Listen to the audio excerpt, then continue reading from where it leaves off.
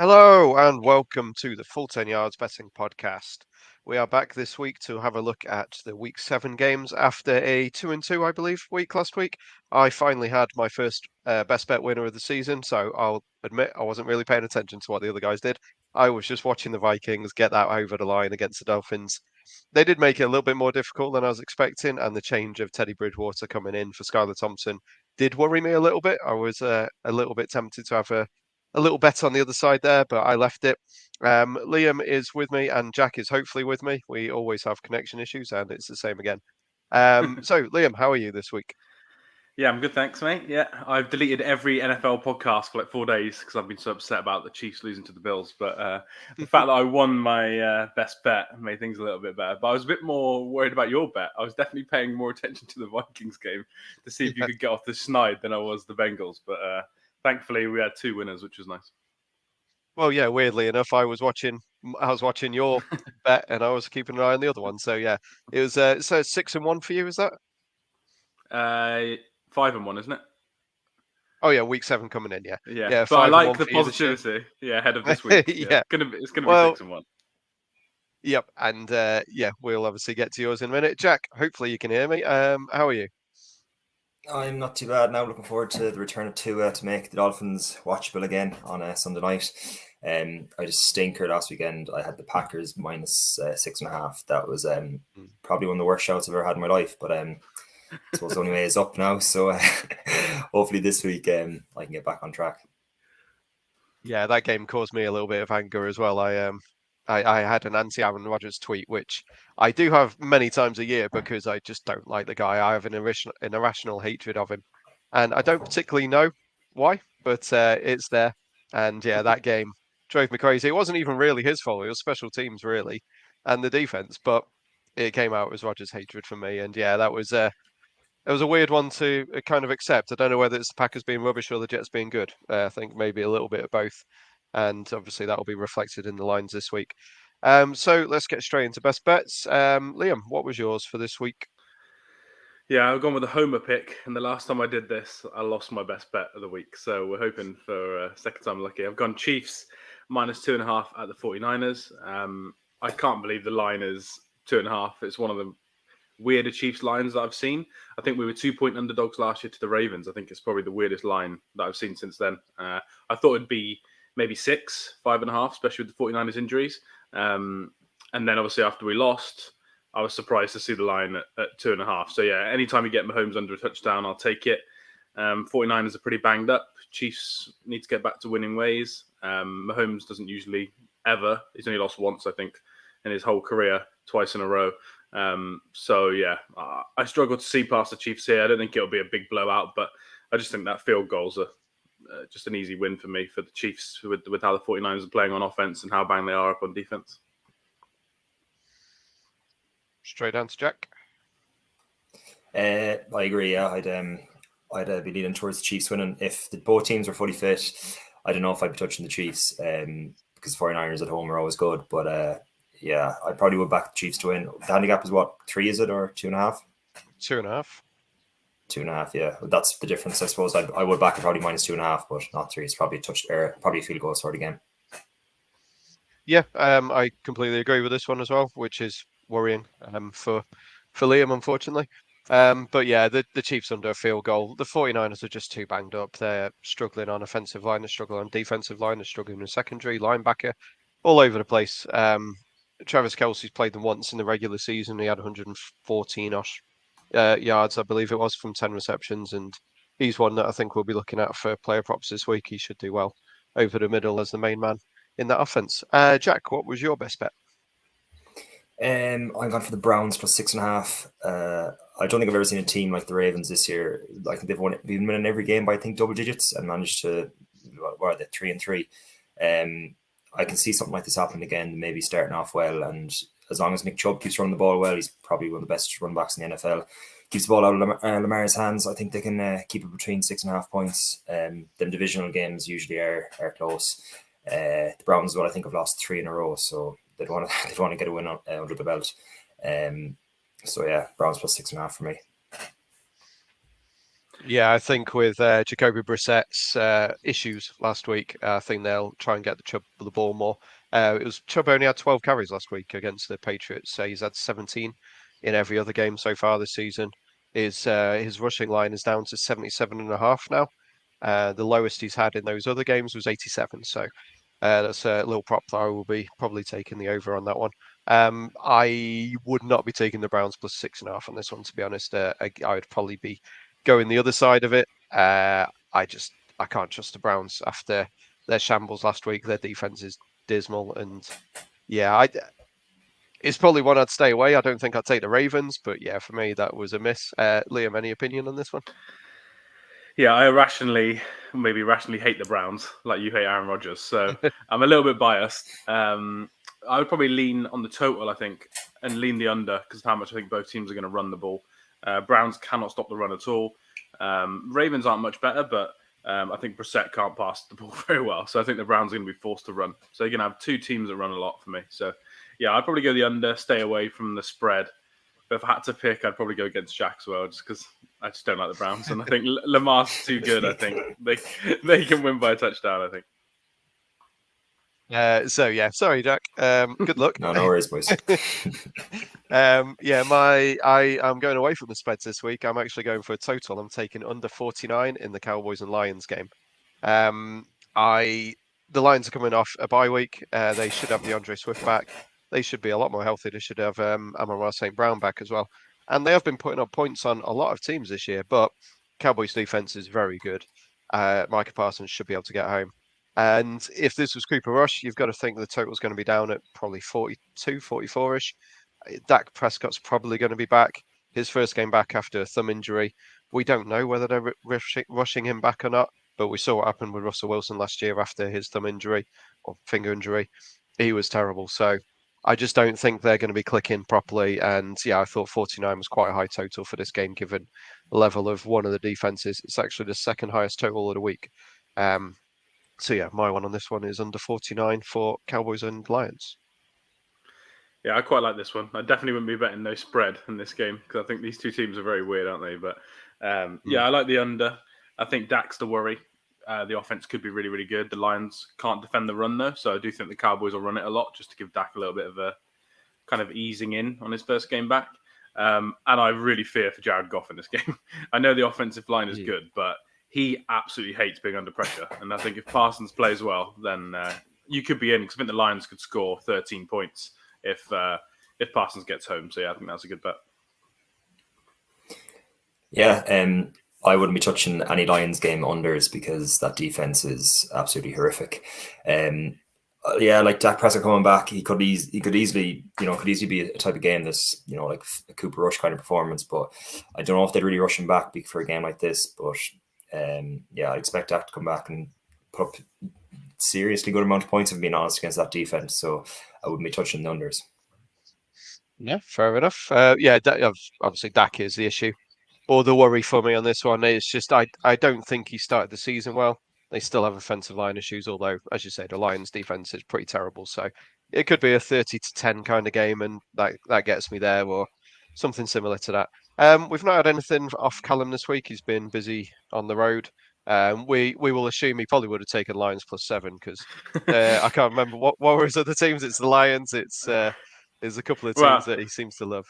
In the group chat, I think he might have said that he liked the Cardinals actually tonight. I think. Oh, there you go. That's another one of his teams, isn't it? So I think Cardinals. Cardinals -1.5 is it? I think. Yeah. -2.5 I've got on this one. So yeah. We're going to start with that game anyway. It would have been a Thursday night game. Obviously they lost Marquise Brown this week, but got DeAndre Hopkins back. So annoyingly for them, they could have looked like a functional offense if they had both of them, because Marquise Brown has settled in well, and with DeAndre Hopkins as well, it would have been a nice kind of tandem for them. But without that, I just don't know who they are. They're a really tough team to judge. James Conner, I believe, is a game time decision for them. If not, then Benjamin did not impress last week, and the rookie didn't do a whole lot either. So it's a weird one on their side of the ball. Also, Kyler Murray is 0-3 on Thursday Night Football, and I'm not going to mention the Call of Duty stuff because it's been done to death. So we'll leave that one out of it. The Saints are banged up as well. They're going to be without Michael Thomas and Jarvis Landry again.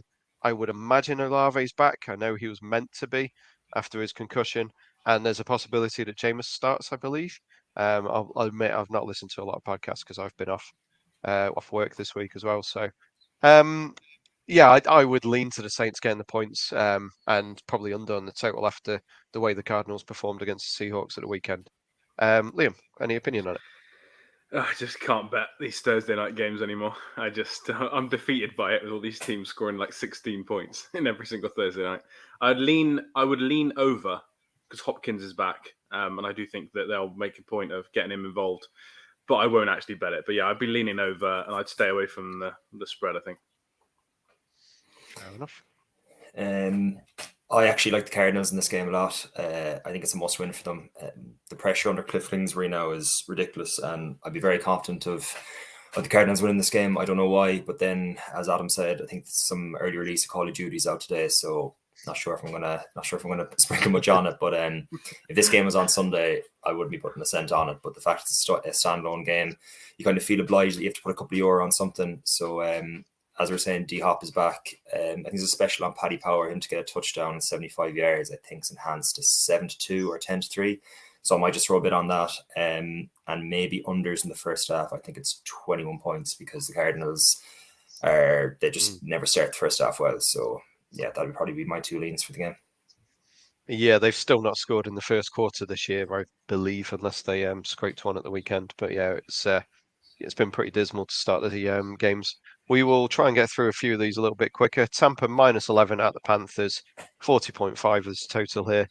Not touching anything on this game. The Panthers have been terrible. I believe Baker's back in training, but I think they said PJ Walker's going to start this week. That wasn't exactly inspiring last week, so I can't see anything happening there. And Tampa, I think there's something wrong there. I know Brady's got all these issues going on in his personal life.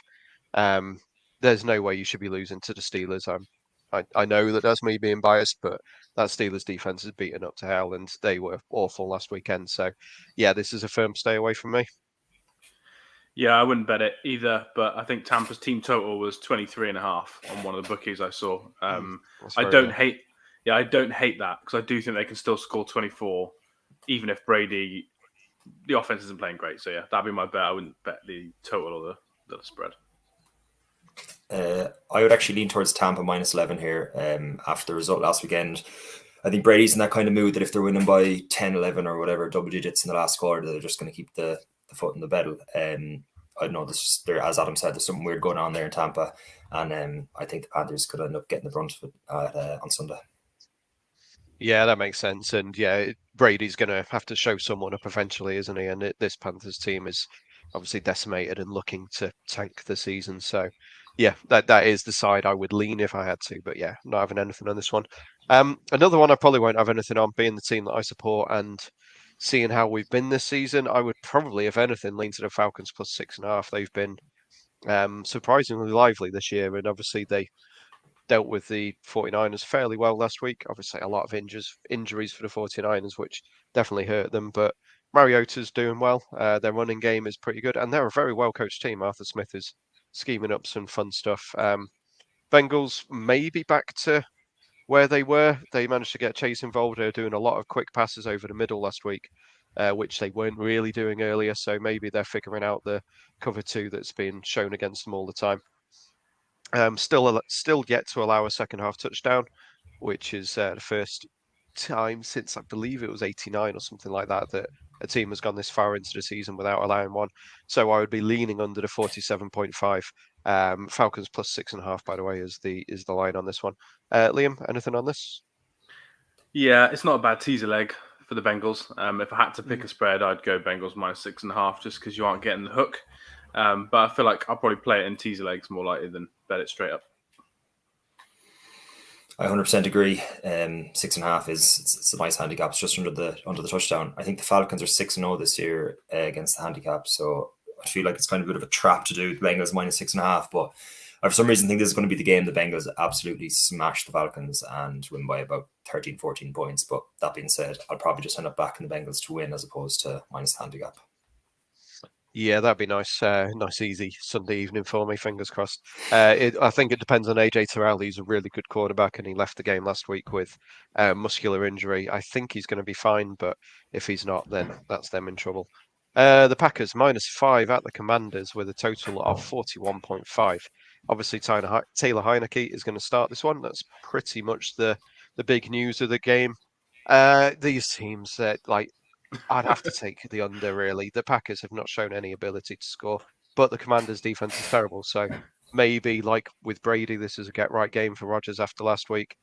He obviously wants to be centre of attention. They will not run the ball, which they should do with the two running backs that they've got. They don't seem capable of leaning into that, which is very frustrating. Um, so yeah, I can't back the Packers. I think the Commanders might get a little bit of a spark with Taylor Heineke. His rushing yards, Heineke is 11.5. I'd be taking the over on that one. He had 90 plus against the Packers when he played last year against them, and he's shown that he can run the ball. So that's the way. That's the only thing I'll have on this game is that prop. Liam. So he had 90 plus rushing yards, did he? Yeah, he had 94, 95, I believe. I was looking at it earlier. Wow, that's a hell of a day. Yeah, I was surprised to see the total that low, so I'll probably follow you and bet the over on his Russian prop. I'll probably bet him to throw an interception as well, to be honest, because I just think that's what he does. And the Packers aren't good at stopping the run, but they've got a good secondary that can intercept passes. So yeah, in terms of spread, I'll probably back the Packers. I just feel like they are going to get right at some point. And Aaron Rodgers did his usual McAfee slot this week and was talking about Aaron Jones the whole time, about how much he needs to get him involved more. So we'll see if they actually do it. But yeah, I would lean with the spread, I think, and go Packers -5. But yeah, Heineke's an interesting one because I think he's probably worse than Wentz in some areas, but he might make less mistakes. So I'm not sure what the Commanders are going to look like on Sunday. Yeah. After watching the Commanders last Thursday, after having money on the Packers -6.5 last week, I'm just going to do a firm stay away from this game. They're both just unbackable, and the over and under points, both defenses could end up scoring nearly more than the offenses could. So I'm just going to stay away. Yeah, I think that's probably the most sensible thing to do on that game. It is down to -4.5 now, to be fair. So the money's coming on the Commanders' side of it, but again, it's nothing that I think any of us will be partaking in. It's a revenge spot for the Colts after they lost to the Titans earlier in the season. It's their second return divisional game after they beat the Jags last week after losing to the Jags first of all. Colts +2.5 at the Titans, total of 42.5. I would be leaning to the Colts just because these two teams seem to split every year. And as I say, the Titans won the first time. Jonathan Taylor kept himself out of training this week to relax his ankle a little bit. You've got to imagine he and Hines will be back for this one. And the Colts are only, I believe they're only a game behind in the AFC South. So it is possibly, it's a bigger game for them, obviously, with the Titans winning the first one. But yeah, I would lean to the Colts +2.5. Yeah, I think I'm against you with that and go Titans. But I think more I'm more on the over. I think this total was 47.5 last year for the exact same game. Wow. And I do think 42.5 is a pretty good line. If you have a bad first quarter from Matt Ryan, you're going to not hit it. So you kind of need him to start relatively well. But yeah, I just think in terms of running the ball, I don't trust either team's defense at the moment. So yeah, I'm going to go the over as my better bet, but I'll probably take the Titans as well. I think they're a better team than the Colts. I think the handicap is pretty much spot on. But as for 42.5, I agree. I'd be doing the overs in that. Matt Ryan finally looked like an actual NFL quarterback last weekend. So I'd assume he can keep it going against the Titans' average enough defense. I expect a big game from Derrick Henry, especially after coming in from a bye week. So my only lane really would be over 42.5 and wouldn't be touching the spread. Yeah, well, fingers crossed it's at least an exciting game and the overlands for all of us. Giants are 5-1, but they're still coming in as +3-point underdogs at the Jaguars with a total of 42. Yeah, I don't know what to make of the Giants. Every week I think they're going to lose, and every week they come out with a win. They looked really good coming back against the Ravens last week, which was it was a very impressive performance by them. So I guess I'd be leaning the Giants side on this one, but it's not one I like. And yeah, nothing on the total, frankly. The Jags obviously started well last week. Trevor Lawrence rushed in for a couple. Didn't throw a touchdown though, which he will be looking to improve upon. But yeah, I have nothing on this one, to be honest. As I say, lean to the Giants. Yeah, it's a stay away from the spread for me because I've backed the Giants to lose against the Ravens. I've backed them to lose against the Packers. I've backed the Jags to beat Washington. I've backed the Jags to beat the Texans. So these two teams aren't my teams, but I think I would lean the over. I'm surprised the total was 42, to be honest, because Jaguars secondary aren't playing very well. Giants are struggling to stop the run. Obviously, Etienne's playing quite well for the Jags. So yeah, I'd be leaning the over. The Giants seem to manufacture points from somewhere, and I think the Jaguars' offense is pretty good for me. So yeah, I'd go over 42, I think. Yeah, this one, this handicap doesn't really make much sense to me when you see a 5-1 team against a 2-4 team, and the 5-1 team are 3-point underdogs. It's pretty crazy. It's nearly like one of them spreads that the bookies are begging you to back the Giants +3. When I seen it first, I was all over the Giants +3, and then I thought about it for about 20 seconds and realised that they're probably the biggest frauds in the NFL. So yeah, it's probably a stay away, but if I had to do it, it'd probably be the Jags -3. But that being said, the Giants will probably end up being 6-1 come Sunday night. They just keep pulling out the wins. It doesn't seem to make sense. Obviously, we've got to credit Brian Dable.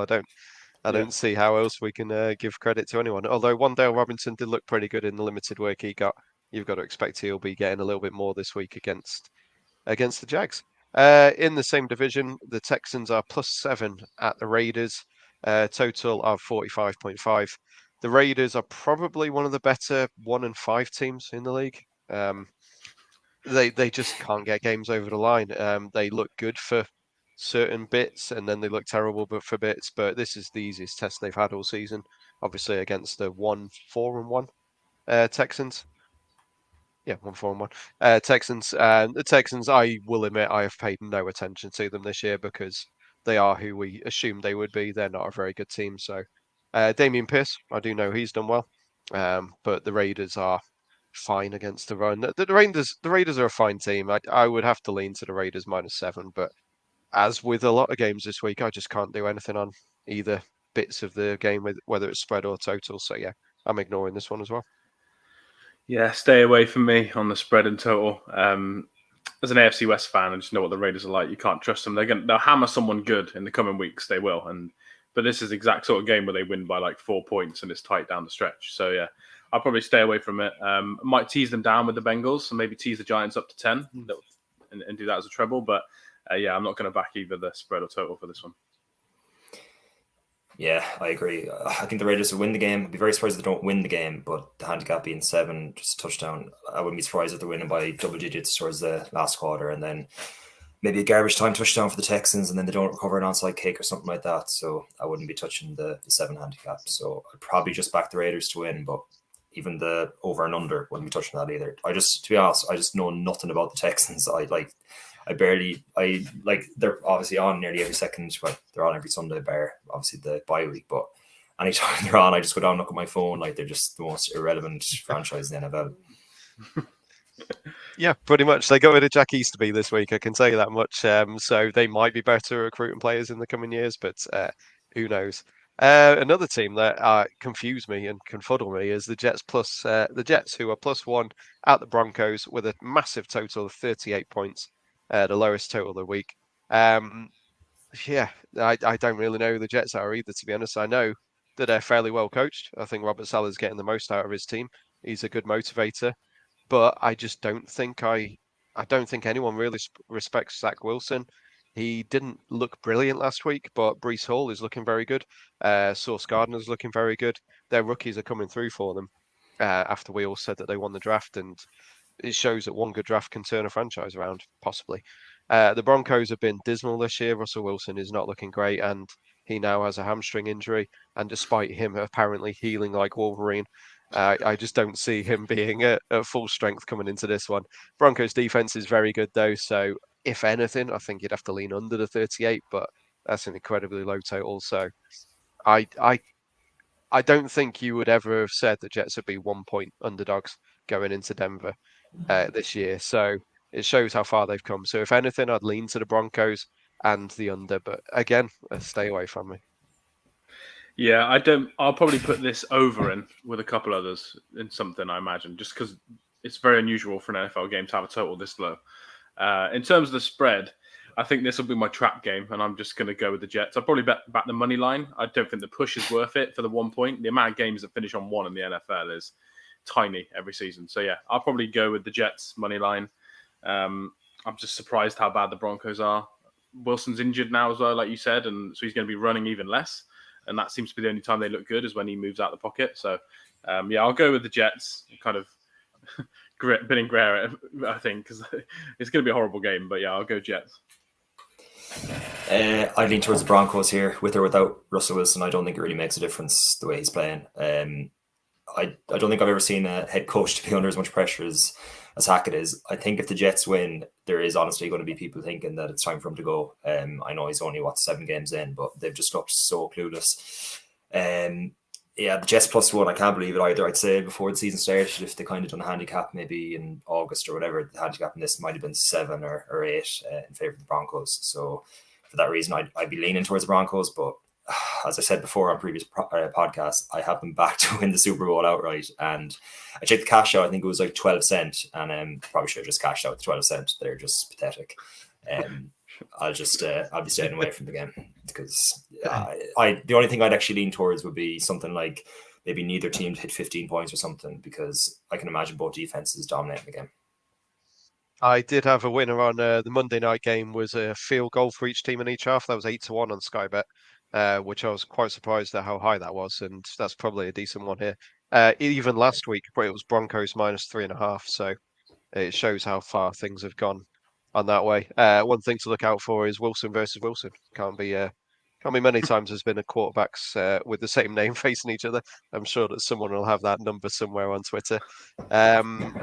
Anyway, that one's completely pointless. Seahawks +6 at Chargers with the biggest total of the weekend. The only one over 50 points is a 51-point total.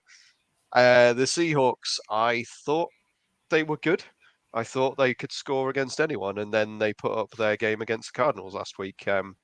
As one of the 3 games that was on, I watched a lot of it, and I wanted to see how the rookie Williams did for the Cardinals. So I actually watched quite a lot of that game, and it was awful. So I would have to lean to the Chargers to get -6 on this one, and probably under on the total, just because from what I saw from the Seahawks, it just wasn't good. But that's just me reacting to the most recent thing. Gino is still ranked very highly on PFF, so I don't know what to make of it. I'm sorry, I'm not with many games this week. None of them are really enticing me. So again, it's a stay away. I'll be looking at props, I think, over the weekend and seeing if I can find anything that I want to bet on. Liam, any better opinion than me? I do like the Chargers -6. I think here. I've been on the Chargers a couple of times on the pod. I am really high on them. I think they're the 3rd best team in the AFC. I just think Justin Herbert's too good, and they'll win this game by a touchdown. I do like the under, but I bet Seahawks unders, and they've killed me 3 times this season. So I'm going to personally stay away from it. But yeah, I like the Chargers -6 for me. Yeah, I'd be leaning towards the Chargers as well. The only thing would make me maybe stay away from it is the fact that Herbert doesn't look like he's fully fit. He was okay against the Broncos, but the way he was slinging it even last year, he was immense this year. I know obviously he's been injured and stuff, and it's going to affect the way he's throwing the ball. But the only thing I probably would touch in the game is under 51. Seahawks conceded 9 against the Cardinals last week. I know the Cardinals kind of did leave a lot of points out in the field, in fairness, but if I was to do anything, it'd probably be under 51 and wouldn't touch the spread. Yeah, and then Sunday Night Football, they're treating us here is Steelers +7 at the Dolphins. 45 points is the total on that one. The Steelers somehow have managed to get a player through concussion protocol in a week, despite no other team apparently being allowed to do that now because of the Dolphins and the way they handled Tua. But it's the Steelers, so they're allowed special privileges like that. So Kenny Pickett apparently is going to start. He's been training this week. And as Jack said earlier, Tua should be back for the Dolphins.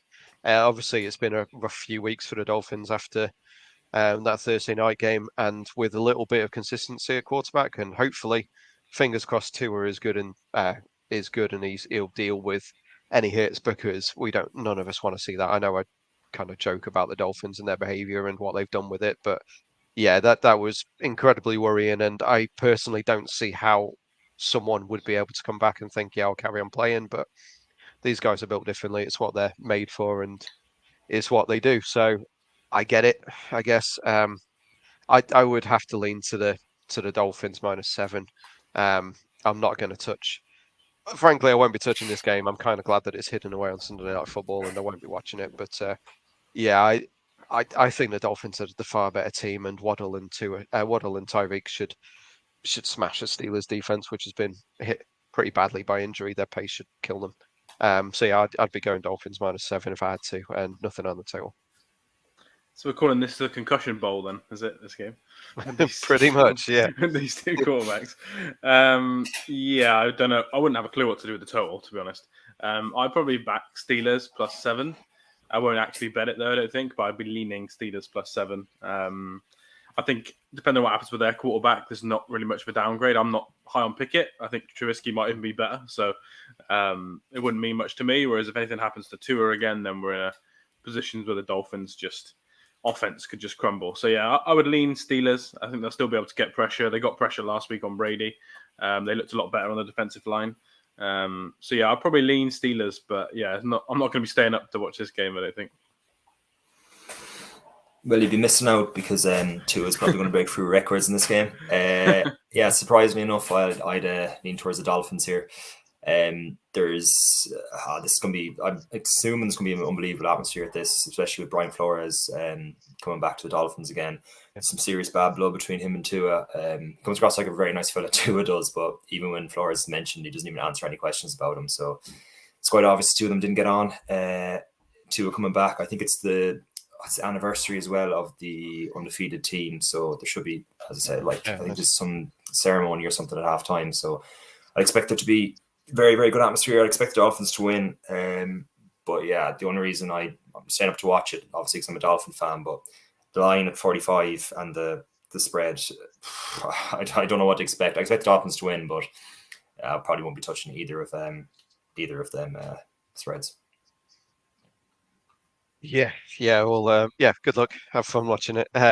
One game that I don't think many people in the UK will be watching is Bears +8 at the Patriots with a total of 39.5. I don't understand why the Bears are on every week on prime time. It just doesn't make any sense. And the announcement of the Friday night game next year after the Thursday night Thanksgiving game, it'll probably be the Bears, and none of us will watch that either. But the Bears are terrible. So I've got to take the Patriots to win, frankly. That's about all the handicap I've got on this one is the Bears are awful. It's not a game that any of us will be watching. I am glad that I got James Collier doing my Monday night and Thursday night previews this year, and he has been left with some horrible games to cover for me on my site. So I'm glad he did, because otherwise I'd have to deal with it. But I'd have to lean Patriots -8. I think they'll just get Stevenson and possibly Damian Harris, depending on his hamstring injury, to run the ball a lot like they did the Browns, and they should be able to kill them. It's Belichick against a terrible team. Yeah, it is a bit weird. You have to have one primetime game, and they gave the Bears one earlier in the season, so I do not know why they've added at the start of the season why they added this game in. It doesn't make any sense. But no. Mac Jones is back apparently today, practice today, so in full. So I imagine he's going to play, and I know everyone loves Bailey Zappi for some reason, but I can promise you Mac Jones is better. So I would be leaning that way as well. I think the best bet here is the under. Bill Belichick spoke about how good the Bears are for 8 minutes in his press conference. And when he usually does this, that means he holds teams to 0 or 3. So I'll be betting the under. I'll be betting the Bears team total under probably. And I'll probably be betting some Fields unders, I imagine, as well. Yeah, this slate is just absolutely terrible. Like, the more games that come up, the more I'm just scratching my head. Like, some weekends in the NFL are excellent. Like, I know last week the Bills, and it wasn't an unbelievable slate last week, but the Bills and Chiefs. There's no real game this week at all that's really going to be anywhere near that. The Bears another primetime game. I'm just basically rehashing what you're saying. I don't know how they're getting another one. I can't back the Patriots -8 as well. I'd say a low scoring game, and the only thing I'd probably do is under team total for the Bears as well, like you were saying. I can't imagine them getting much points here against Belichick's defense. Yeah, it's going to be around what 16, 15 and a half, 16. Yeah. For that. Yeah, it's low, but it's the Bears, so who knows? Right, that wraps up the exciting weekend. Yeah, as Jack was saying, 7 of the 13 games this week have spreads of 6 points or more. Sorry, 8 of the 13 games this weekend have 6 points or more spreads. It's not a fantastic looking slate on paper. But yeah, any props from any of you? Yeah, I don't mind Hopkins over 5.5 receptions tonight. I do think he's going to be featured a lot with Marquise Brown obviously out. And then my best two, just quickly for the weekend, again, I do this quite a lot, is the touchdown props for the quarterbacks. And you can get Joe Burrow over 2.5 at plus 150. And you can get Tom Brady at over 2.5 for plus 180 now. So nearly 2-1, which is a lot. So I'll do them both for singles and probably put them together as well. So that'll be my kind of 3 props for the week. The main one I like is Christian McCaffrey under 50, I think 7.5 against the Bucks. I don't know. I heard all week he's getting traded. I'm not sure why you'd be going balls out exactly against this Buccaneers team if you think you're not going to be playing for the franchise in a few weeks' time. The game script as well. I expect the Buccaneers to go out and smash them from the very beginning of the game, so they're going to have to put the ball in the hands of PJ Walker, who hopefully not hand the ball off to McCaffrey. He can throw to him if he wants, but don't hand it off to him. And there's a wide receiver for the Patriots. What's Tyquan Thornton? I think he scored a touchdown last week. Yeah. I think on FanDuel, he's 11-2 in America. So I didn't see many odds for that game for any time, but if you're getting maybe 6-1 or whatever on that, it might be worth backing. And that's pretty much my two, yeah. No, I was looking at props earlier and there was not a whole lot up. Hopefully by the time I have another look tonight, there should be something. But yeah, for Bears Patriots, obviously it's Monday Night Football, so you're going to struggle to find a whole lot of stuff. I was just going to see what it was on Caesar Sportbook, which is William Hill, and they have nothing. So yeah, 11-2, I think is fine for him. He looked good, and they have been talking him up. So we will see what happens with that one. Obviously, I mentioned a couple of props I was on earlier. I don't mind Taylor Heineke. Obviously, as I said, his rushing yards was 11.5. It's 12.5 at bet 365, but he's going to be about 6-1 to score anytime, and he has shown that he can run the ball. So it's not a terrible bet, I believe. But yeah, we will see what happens with it. So with that, I will say goodbye to Liam and Jack, and we will sign off. And fingers crossed, have a winning week for all 4 of us.